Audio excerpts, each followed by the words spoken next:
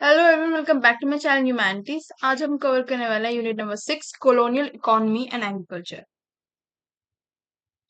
ठीक है, तो इंट्रोडक्शन देख लेते हैं। सबसे पहले बेसिक मार्केट क्या होता है, जहां पे हम कोई भी कमोडिटी खरीदने जाते हैं या फिर सेल करने जाते हैं। ठीक है, सेलर और बायर दोनों होते हैं इन अ मार्केट। ठीक है, अब कितने टाइप्स की मार्केट होते हैं। पहला है प्रोडक्ट मार्केट, जहां पे एग्रीकल्चर प्रोडक्ट, ठीक है, जैसे कि गेहूं, चावल, वूल, घी, ये सारी चीजें बिकती हैं। दूसरा है इनपुट मार्केट, ठीक है, जहाँ पे एग्रीकल्चर प्रोडक्शन होता है। एग्रीकल्चर प्रोडक्शन के लिए चीजें मिलती हैं, जैसे कि टूल्स, सीड्स, ठीक है, फर्टिलाइजर्स। थर्ड है लेबर मार्केट, जहाँ पे क्या है, हम लेबर हायर कर सकते हैं फॉर मनी, यानी कि हम आपको इतना पैसा देंगे, आप जो है हमारे यहाँ पे आके, हमारे फील्ड पे आके, खेत होते हैं बेसिकली, उन पे आके काम करो। ठीक है, लैंड मार्केट्स, जहां पे फार्मर क्या करते हैं, बाय करते हैं, खरीदते हैं और बेचते हैं अपने लैंड को। Market for money, market for money से क्या मतलब है, जो मनी लैंडर्स हैं, वो क्या करते हैं, पैसा देते हैं। किसको, पीजेंट्स को भी एज वेल एज जमींदार्स को भी।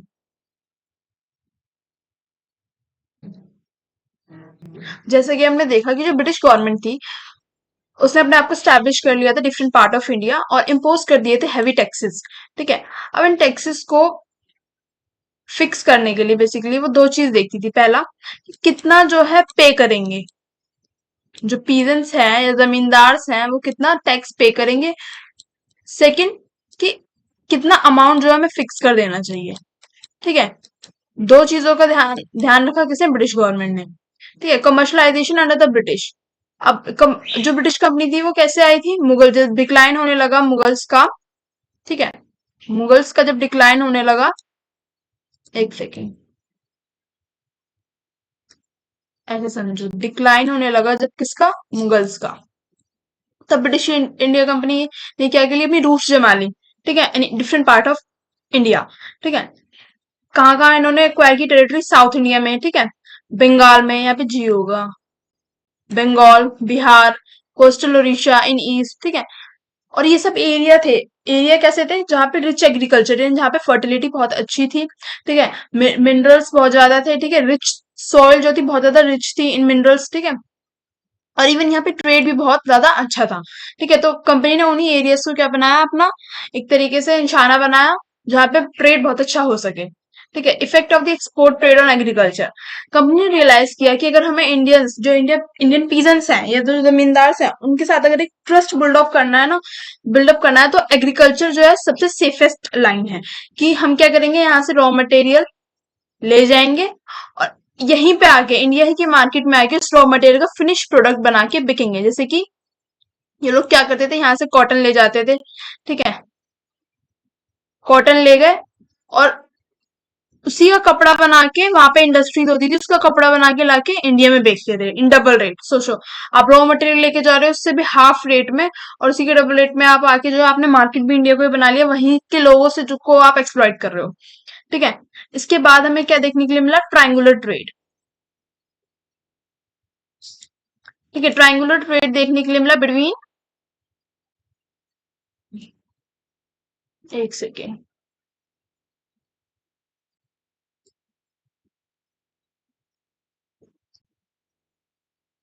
ट्रायंगुलर ट्रेड किस किसके बीच में, चाइना, इंडिया और ब्रिटेन।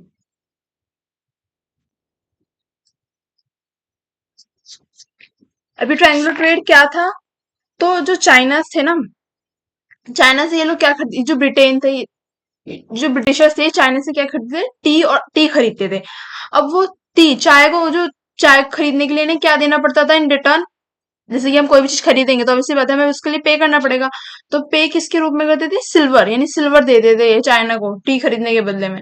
ठीक है, तो उन्होंने क्या सोचा कि इंडिया से क्या है, हम रॉ, जो चाइना को जो चीज नीड है रॉ मटेरियल की, जैसे चाइना को किस चीज की नीड थी, आइवरी, ठीक है, यानी आयरन, रो कॉटन, यानी कॉटन की, और ओपियम की।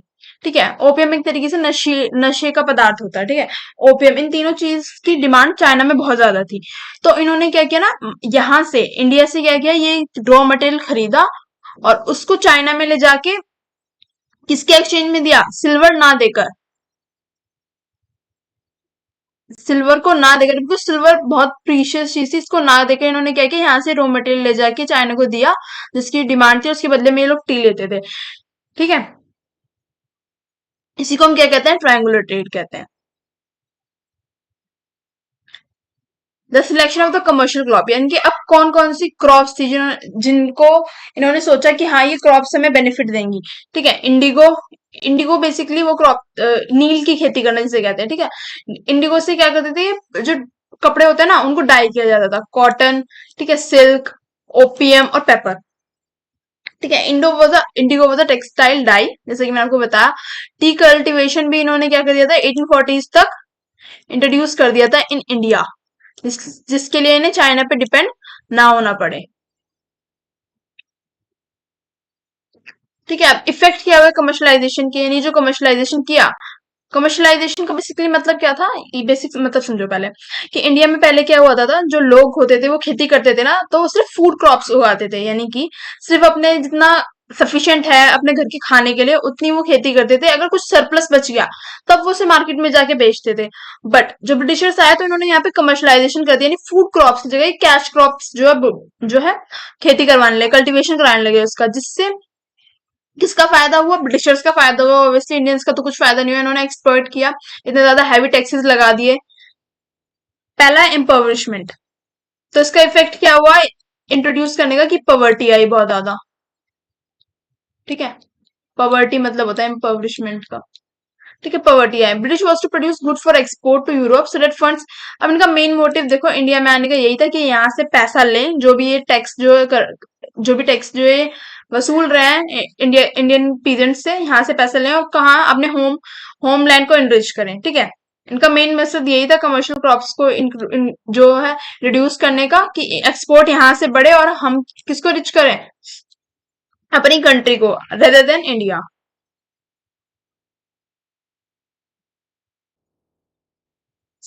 अब देखो नेक्स्ट पॉइंट क्या है, इंस्टेबिलिटी क्रिएट होने लगी थी। इंस्टेबिलिटी कैसे क्रिएट होने लगी थी, यानी जो एग्रीकल्चर था वो स्टेबल नहीं रहा, क्योंकि क्या, नेचुरल कैमिलिटी, यानी बाढ़ वगैरह सूखा पड़ रहा था, तब भी जो वहां के लोगों को क्या पे करना पड़ रहा था, टैक्स पे करना पड़ रहा था। यानी कि अगर कोई भी नेचुरल कैलिमिटी आ जाती थी तो जो ये ब्रिटिश गवर्नमेंट थी ये कभी भी जो है जो टैक्सेस थी ना उनको रिड्यूस नहीं करती थी। अब एग्जाम्पल्स हम देखेंगे, जैसे कि वेस्ट इंडिया में शुगर क्रॉप के प्राइस जो थे ना फॉल होने लगे थे। ठीक है, and the sugar factory in Azamgarh might पे द पीजेंट लेस, और इसी वजह से जो शुगर फैक्ट्री थी आजमगढ़ में वो पीजेंट को कम पे कर रही थी। क्यों? क्योंकि उन्हें क्या करना पड़ता था, टैक्स तो उन्हें पे करना ही पड़ रहा है ना, टैक्स में तो कोई रिडक्शन कर ही नहीं रही गवर्नमेंट। ठीक है, इसलिए रेबिलियंस भी देखो इनके मतलब सरकार के अगेंस्ट भी बोला गया, बुंदेलखंड रेबिलियन हुआ। ठीक है, ऐसे ही सेम जो है यूपी में भी हुआ।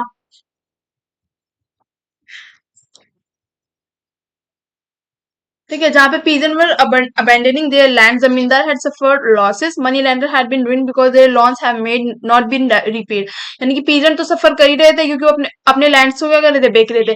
जमींदार को भी बहुत ज्यादा लॉस हो रहा था। ठीक है, और जो मनी लैंडर थे ना, मनी लैंडर थे उनको भी लॉस हो रहा था, क्योंकि जो लोन्स जो है जमींदार और जो पीजेंट्स है जो लोन ले रहे हैं मनी लैंडर से, उसको वो रीपे नहीं कर पा रहे थे।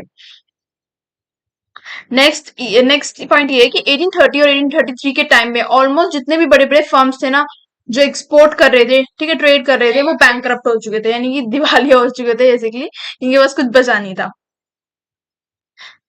इफेक्ट ऑन सोशल स्ट्रक्चर, तो सबसे पहला तो क्या है, इनइक्वालिटी, कि कुछ लोग बहुत अमीर हो गए और कुछ लोग जो पीजेंट थे बेसिकली उनका तो इतना एक्सप्लोटेशन हुआ कि उनके पास ना ही अपनी जमीनें बची, ठीक है, ना ही कोई सेविंग्स। इनइक्वालिटी क्रिएट की बहुत ज्यादा कमर्शलाइजेशन ने इन इंडिया में। ठीक है, बहुत ज्यादा एक्सप्लोइटेशन हुआ पीजेंट्री क्लास का, तो सबसे ज्यादा जो लोअर क्लास जो स्मॉल पीजेंट थे उनका बहुत ज्यादा एक्सप्लोइटेशन हुआ। ठीक है, अब नेक्स्ट हम देंगे after gaining control of Bengal, यानी बंगाल का कंट्रोल इनके हाथ, जो ब्रिटिशर्स थे उनके हाथ में आ गया था 1757 तक, आफ्टर बैटल ऑफ प्लासी। ठीक है, तो इसके बाद क्या बढ़ गया, the rapacity and corruption of the company employ and their continual interference administration, यानी कि ये जो कंपनी के एम्प्लॉय थे इनमें इतना ज्यादा करप्शन बढ़ गया, प्लस जो ये क्या करते थे, एडमिनिस्ट्रेशन में भी बहुत ज्यादा क्या करते थे, इंटरफेयर करते थे, जिसकी वजह से बहुत ज्यादा डिसऑर्गेनाइजेशन हो गया। ठीक है, कोई भी चीज जो है ऑर्गेनाइज वे में नहीं चल पा रही थी। इसकी वजह से बंगाल में 1769 से 70 में इतना बड़ा और टेरिबल फेमाइन आया कि 1/3 जो पॉपुलेशन थी बंगाल की, उसकी डेथ हो गई। ठीक है, क्योंकि कुछ क्रॉप फेलियर हो गया, क्रॉप बची ही नहीं। ठीक है, खेती बची ही नहीं, तो क्या जो है, क्या तो वो सेल करते, क्या वो अपने खाने के लिए बचाते, तो इतना टेरिबल फेमाइन आया कि 1/3 पॉपुलेशन बंगाल की खत्म हो गई उस फेमाइन में। ठीक है, तो अब ये इतना डिसऑर्गेनाइजेशन चल रहा था इन एग्रीकल्चर, तो इन्होंने इस चीज को ठीक करने के लिए क्या किया, फार्मिंग सिस्टम इंट्रोड्यूस किया। इस सिस्टम के अंदर क्या होता था कि ये collection of land, under this system the government gave out the collection of land revenue on contractual basis, यानी कॉन्ट्रैक्ट के बेसिस पे क्या करती थी सरकार, लैंड दे देती थी। अब क्या होता था, इसमें भी बोली लगती थी, कैसे, एक सेकेंड, हाँ, एक मिनट में लिख के बताती हूँ।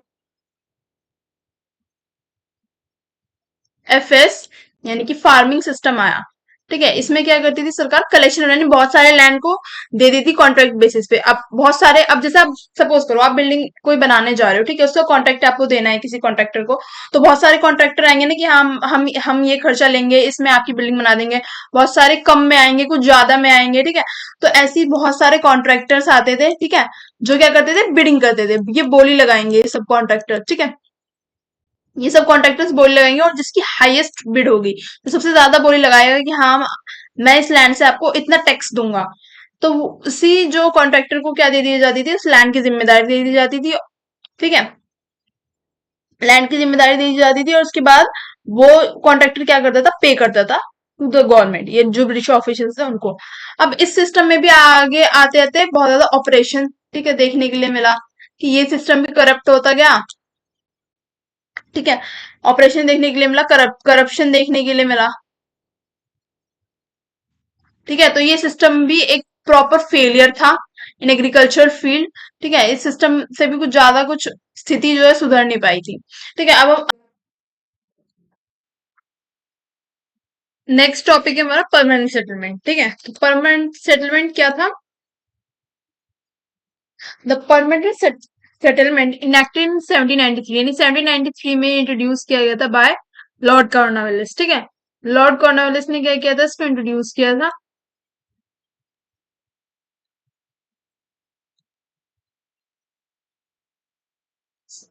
लॉर्ड कर्नल्स ने इसको इंट्रोड्यूस किया था और स्टैब्लिश किया था परमानेंट रेवेन्यू एग्रीमेंट, यानी कि अब जो भी टैक्स जो पीजेंट है, ठीक है, या जमींदार जो पे करेंगे ब्रिटिश गवर्नमेंट को, वो फिक्स होगा। ठीक है, ऐसा नहीं कि ब्रिटिश गवर्नमेंट जो है क्या करेगी, अपने मर्जी से जो है चीज को बढ़ा देगी या घटा देगी, नहीं, अब फिक्स होगा, इतना ही देना है, इतना ही देना है, मतलब यही अमाउंट आपको देना है। ठीक है, it recognise zamindar as hereditary landowner who are to pay a fix annual revenue to the company. ठीक है, जमींदार कौन होते थे, हेरिडेटरी, यानी कि मान लो अभी फादर है, ठीक है, किसी के फादर जो है जमींदार है, उसके बाद जो है कौन बनेगा, उसका बेटा बनेगा। ठीक है, तो एक तरीके से हेरिडेटरी पोजीशन थी। ठीक है, this system aim to stabilise revenue for the British and encourage agriculture investment, यानी कि ये सिस्टम क्या करता, एम करता था कि रेवेन्यू जो है ज्यादा जनरेट होगा फॉर ब्रिटिशर्स। ठीक है, और एग्रीकल्चर इन्वेस्टमेंट होगी by zamindar. However it often led to the exploitation of peasant, but इसका उल्टा ही हुआ, क्या हुआ कि इसमें भी हमें क्या देखने को मिला, एक्सप्लॉयटेशन ऑफ पीजेंट देखने के लिए मिला, क्योंकि हाई रेंट फिक्स किए गए बाय गवर्नमेंट। ठीक है, इतना ज्यादा अमाउंट जो है रेवेन्यू को फिक्स कर दिया गया कि जो जमींदार थे प्लस जो पीजेंट्स थे वो अनेबल हो गए थे बिल्कुल पे करने के लिए।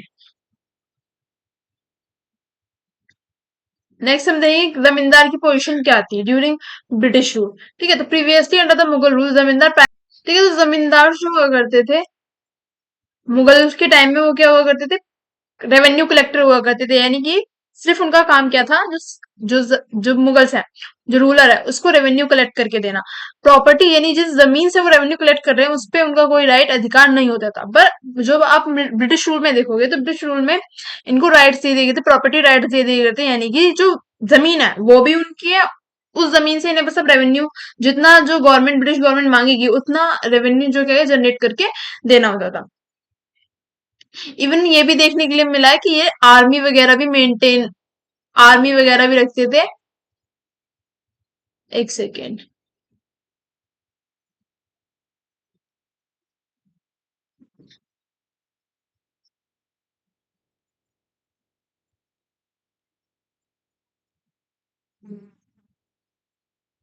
आर्मी भी मेंटेन करते थे, जिससे बाई चांस कोई पीजेंट है वो मना कर दे कि मैं आपको रेंट नहीं दूंगा, तो या जो आर्मी के थ्रू क्या करते थे, उन्हें एक तरीके से बीट करते थे, जिसकी वजह से प्रेशर में आके वो क्या करते थे, फिर दे देते थे। पोजीशन क्या थी कल्टीवेटर्स की, यानी कि जो कल्टीवेट कर रहे हैं लैंड, उनकी क्या पोजीशन थी। They were reduce from customary landholder to tenants, यानी कि जो उनकी छोटी छोटी जो जमीन होती थी ना, उनको छीन लिया गया था, और ये अब सिर्फ टीनेंट रह गए थे, यानी कि पीजेंट के रूप में रह गए थे। ये बस सिर्फ इनका काम क्या था, कल्टीवेट करना जमीन को।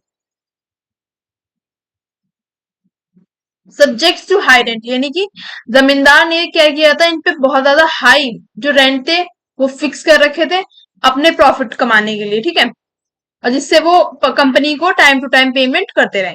Insecurity of tenure, cultivator could be evicted by the zamindar for failing to pay, यानी कि अगर जो कल्टीवेटर्स हैं वो पे नहीं कर पा रहे हैं, ठीक है, यानी पे नहीं कर पा रहे हैं ज्यादा टैक्स होने की वजह से, तो जमींदार के पास ये भी राइट था कि वो उन्हें उनकी ही जमीन से हटा देते थे, उनकी जमीन के अपने अंडर में ले लेते थे। बहुत ज्यादा एक्सप्लोटेशन ऑपरेशन ऑपरेशन हमें देखने के लिए मिला पीजन क्लास का इन परमानेंट सेटलमेंट, ठीक है। अब नेक्स्ट हम देखेंगे रैयतवाड़ी सेटलमेंट। रैयतवाड़ी सेटलमेंट को किसने इंट्रोड्यूस किया था, थॉमस मुनरो ने। लेट 18th सेंचुरी और अर्ली 19th सेंचुरी के टाइम पे मद्रास बॉम्बे प्रेसिडेंसी रीजन्स में, ठीक है, establish direct relationship between the government and the individual cultivator, यानी कि यहाँ पे जो जमींदार नाम की ये जो मीडिएटर थे, ठीक है, ये जो जमींदार थे, इनको अबॉलिश कर दिया गया था, ठीक है, यहाँ पे स्पेस नहीं है। जमींदार जो थे ना, इनको अबॉलिश कर दिया गया था, यानी कि अब जो गवर्नमेंट थी, ब्रिटिश गवर्नमेंट, वो डायरेक्टली कल्टीवेटर, यानी जो रेत, एक तरीके से रेत बोले जाने लगा था ना इस टाइम पे, जो पीजेंट्स है उनसे क्या करी थी, डायरेक्टली रेवेन्यू कलेक्ट कर ली थी। नो इंटरमीडिएटरीज, ठीक है, जो जमींदारी सिस्टम था ये बिल्कुल खत्म हो चुका था, ठीक है। जो लैंड ओनरशिप थी, पीजेंट हैड ओनरशिप राइट, अब जो पीजेंट थे उनके पास ओनरशिप राइट आ गए थे, यानी लैंड वो खुद ओन कर रहे थे, ठीक है। इवन जो राइट टू सेल, यानी अपने लैंड को बेचना या किसी और को ट्रांसफर करना उसके ओनरशिप राइट को, ये सब भी किसके हाथ में आ गया था, पीजेंट के हाथ में आ गया था, ठीक है। जो कि पहले किसके हाथ में हुआ करता था, जमींदार के हाथ में हुआ करता था, क्योंकि वो जमींदार जो इतना ज्यादा एक्सप्लॉयटेशन कर रहे थे पीजेंट क्लास का, इसकी वजह से ये एक न्यू सेटलमेंट लाया गया था, जिससे रेवेन्यू जो है इंक्रीज हो सके, जो पहले डिक्रीज हो रहा था, ठीक है। वेरिएबल रेवेन्यू, यानी revenue rate were not permanently fix, जैसे हमने उसमें देखा ना परमानेंट सेटलमेंट में कि परमानेंट फिक्स होते थे, इसमें रेवेन्यू रेट फिक्स नहीं हुआ करते।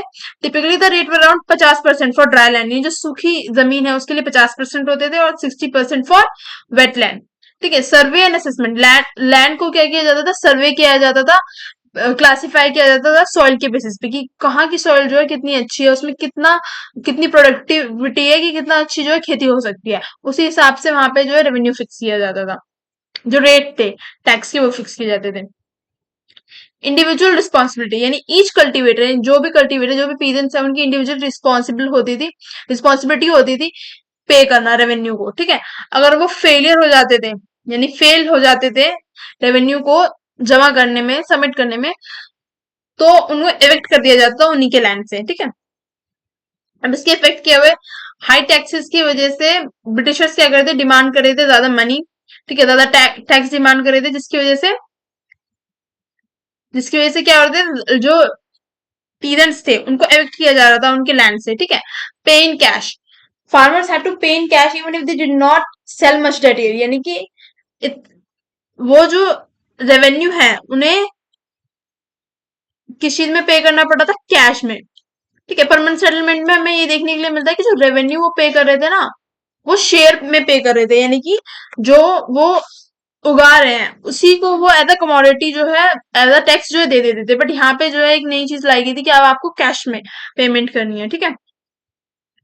तो ये भी एक प्रॉब्लम आ रही थी, बोरोइंग ट्रबल, यानी मनी लैंडर्स से जब वो अब उनके पास नहीं है कैश, ठीक है, क्योंकि इतनी ज्यादा फसल अच्छी नहीं हुई है, तो उन्हें मनी लेंडर से बोरो करनी पड़ती थी, कैश बोरो करना पड़ता था, और मनी लेंडर भी क्या करते थे, उस पर हाई इंटरेस्ट लगाते थे, ठीक है। तो एक तरीके से जो पीजेंट थे वो लूप में फंसते जा रहे थे, उनका जो कर्जा उतर नहीं रहा था, उतार नहीं पा रहे थे वो अपना कर्जा, क्योंकि टैक्स इतना ज्यादा हाई था। इस वजह से उनका लैंड भी जो है उनके हाथ से छिनता जा रहा था, ब्रिटिश गवर्नमेंट के कंट्रोल में आता जा रहा था, ठीक है। Greedy official some time the British tax collector were not fair and took more money than they should, क्योंकि पुराने टाइम में आप देखोगे तो जो लोग होते थे वो इतने ज्यादा एजुकेटेड नहीं होते थे, जो ब्रिटिश टैक्स कलेक्टर होते थे वो क्या करते थे, पॉलिटी मेथड यूज करके जो एक तरीके से ज्यादा मनी उनसे एक्सट्रैक्ट कर लेते थे, ठीक है।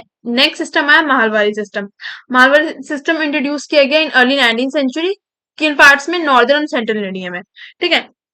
जिसमें विलेज यानी एक गांव को एज अ महल, महल जो है नाम दिया गया यूनिट को, ठीक है, फॉर रेवेन्यू असेसमेंट, ठीक है। Instead of individual settlement revenue was fix for the entire village, यानी कि इंडिविजुअली जमीन पे रेवेन्यू फिक्स ना करके पूरे गांव की जितनी भी जमीन है, इस गांव के अंदर मान लो एक यूनिट, एक गांव है, ठीक है, उसको महल का नाम दे दिया गया, और उस गांव में जितने भी जो है खेत आते हैं, ठीक है, सबको एक ही जो है रेवेन्यू जो है बोल दिया गया है कि एक इतना परसेंटेज जो है आपको रेवेन्यू देना है, ठीक है, फॉर इंटायर विलेज।